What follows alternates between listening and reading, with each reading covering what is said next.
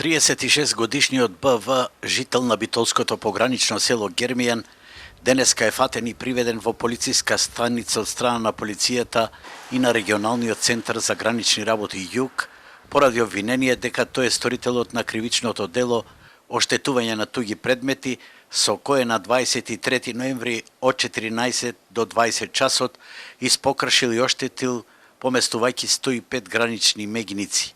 Овој вандалски чин беше извршен на граничната линија со Република Грција во должина од 12 километри од потегот на Меджитлија па преку Кременица се до Живојно.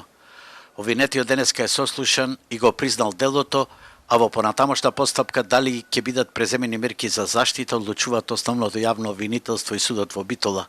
Екипата на Алфа после пладнево беше во Гермијан, каде што владее зачуденост и неверување.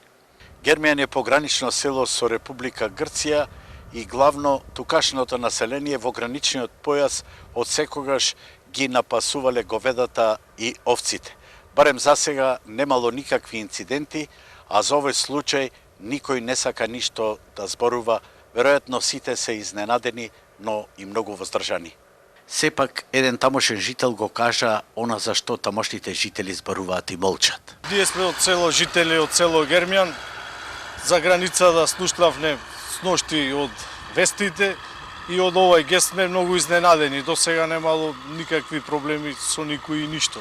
Ништо не познаваме таква работа, да се тврди само тоа е бадиела глупа работа. Иначе пограничната е нон-стоп на терен, полицијата, како се случи ова, никој не знае. Барем засега никој од локалните жители покрај границата не верува дека е возможно за само 6 часа да се помина 12 километри на граничниот појас и да се испокршат над 100 гранични камења од едно лице, а при тоа никој од граничната полиција со караули, видиковец и постојани патроли тоа да не го забележи ниту од македонска, ниту од грчка страна.